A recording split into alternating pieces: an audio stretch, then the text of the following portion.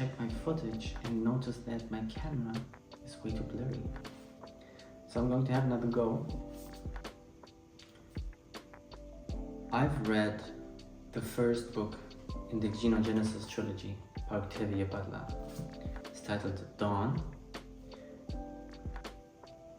And I remember that I was more than halfway through. I was almost at the end. I was, I think, at page 280, 250. And I haven't read it in a while, in a couple of days, you know. I was not in the mood. I had other things that I wanted to do. And it was in the evening when I thought about it. And I thought that's a bit unfortunate because I'm already almost at the end. I don't know what happens. So I thought before I go to bed, I'll just read a couple of pages, maybe 5, maybe a chapter. And I read it until midnight. I could not stop reading it. And I finished it.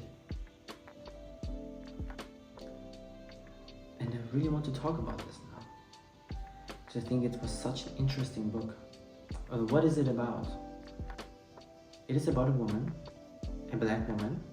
Her name is Lillith.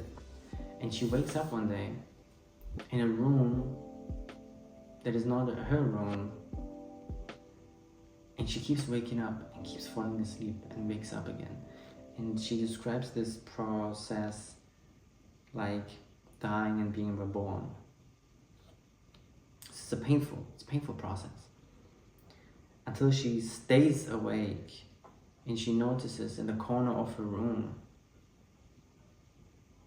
what she thinks is a human, a man. But eventually it reveals itself, comes out of the dark, and is actually an alien. An Oankali, they call themselves, an alien from outer space.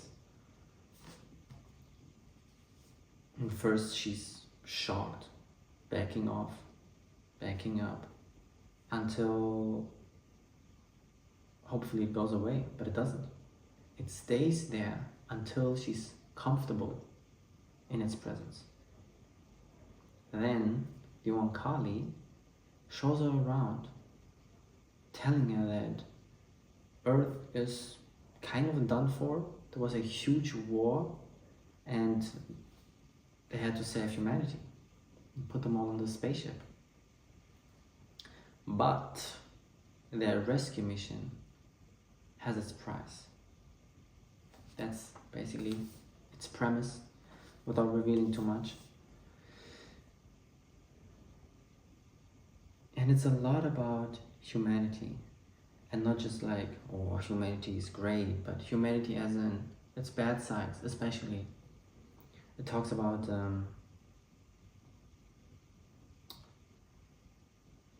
how humans would react when having to share space with another life form. Not another life form as in animals, you know, because we already know animals and we love them and we share our space with them. But an entirely different species that in its intelligence and in its anatomy kind of resembles humans. And here, the humans don't have the upper hand. They are not on Earth with the aliens coming to visit them. They are somewhere else. And they do not have the upper hand because they had to be rescued. So how would they react? And I think the author is very good at depicting that in a realistic way. You know, you have all these different people and all these different emotions. Every person is different. Every person reacts to that situation differently. You have immense jealousy and hatred. And then this other guy is just anger. And she's this and hers that. And it's so interesting how the author was able to show a wide range of people and personalities.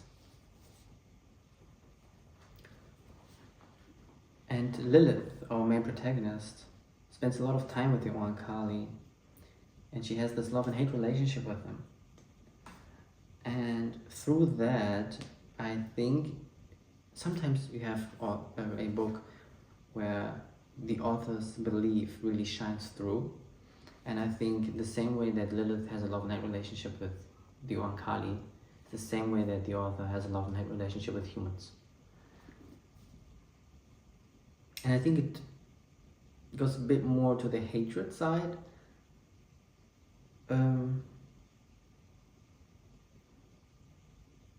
There are so many interesting things to discuss about, but with someone who's already read that book.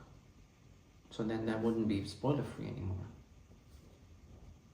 And I just want to talk about it a little bit, review it, and hopefully get you to reading this, or at least giving it a try, see if you like it.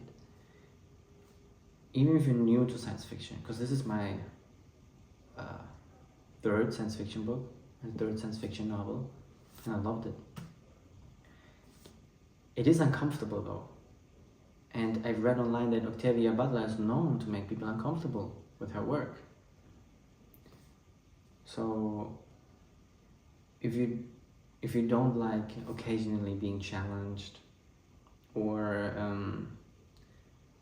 feeling uncomfortable, then maybe this isn't for you, or maybe if you want to give it a try and see if you can handle it. It's not a tough book, but it's uncomfortable. But at the same time, it's so interesting and so tense. There's so much tension here with just the dynamic of humans, and humans with humans, aliens with aliens, and humans with aliens.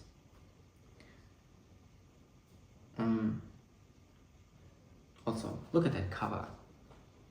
This is the German translation, so I don't know if you have the same format, because this is this is the entire trilogy in one book. As you can see, because my mark is here, then it says second book. And this, I write in my book. I started writing into my books because I've watched a video by Daniel Green, and he's a very famous YouTuber, and he talks about how, I guess, if you want to fall in love with reading again, or you want to get back into the habit of it,